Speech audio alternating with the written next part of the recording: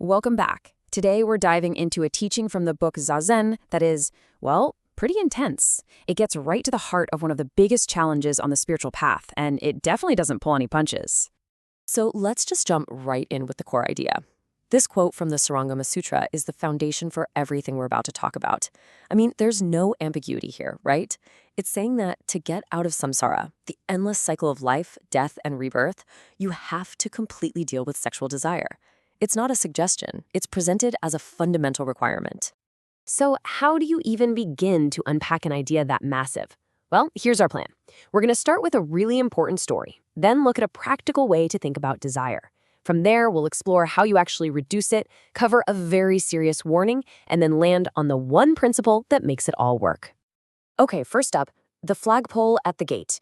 To really get why this teaching is so central, the text kicks things off with a story about the Buddha's successor, a monk named Mahakassapa.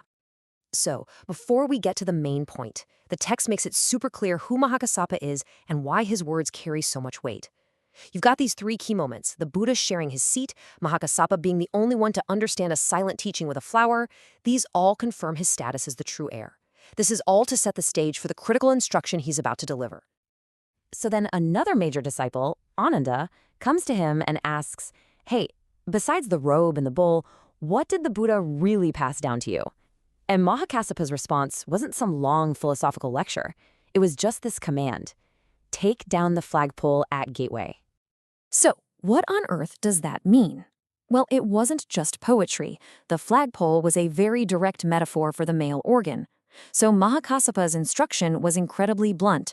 If you want to attain liberation, the very first thing you have to do is completely eradicate sexual desire. And they were serious about this. It wasn't just some friendly advice. The text points out that Ananda himself, someone who was incredibly close to the Buddha, was actually kicked out of the group compiling the holy texts because he hadn't cleared this first major hurdle yet.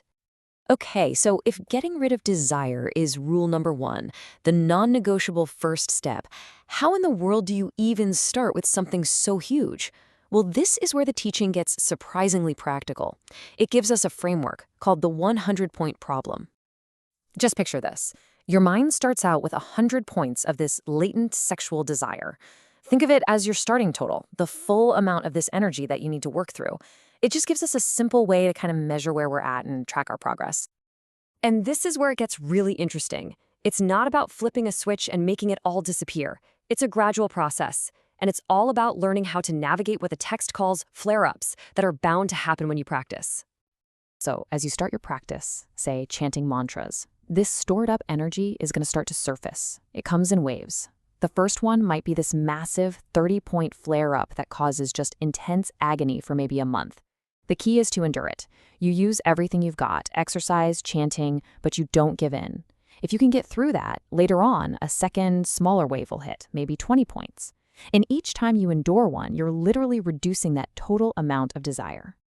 And this chart here just shows it perfectly, right? You start at 100, you get through that first agonizing wave, and boom, your baseline drops to 70.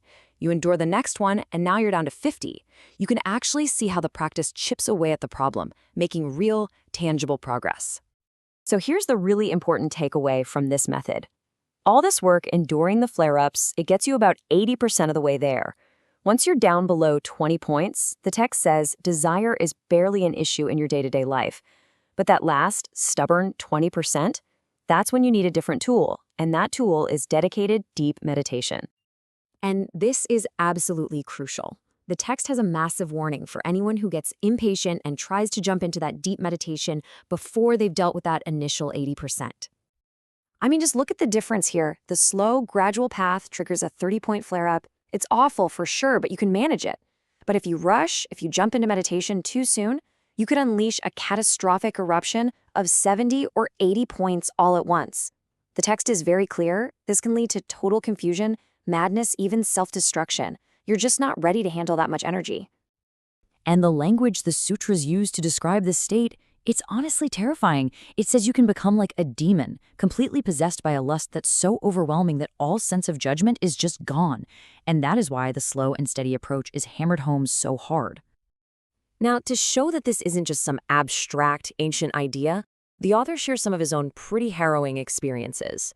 He talks about what happens when any deep-seated habit erupts during practice. He describes visions that triggered this excruciating desire, and even a terrifying time when he had homicidal delusions after intense chanting. These are really powerful, personal stories that show just how volatile these inner energies can be if you don't approach this with caution and respect. So, we've talked about the goal, the method, and the very real dangers. So what's the big takeaway? What's the bottom line? It really all comes down to one single core principle: the path of patience. And this is it.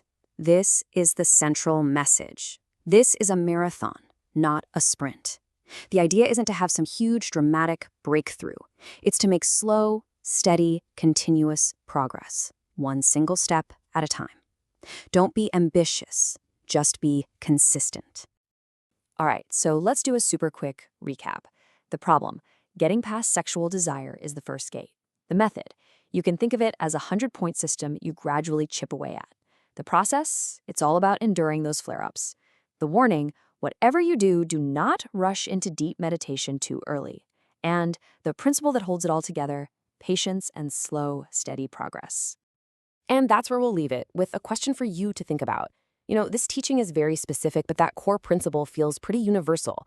Is it possible that this path of steady, patient progress is the real key, not just for this kind of practice, but for any deep, meaningful journey of transformation? Something to think about. Thanks for joining us.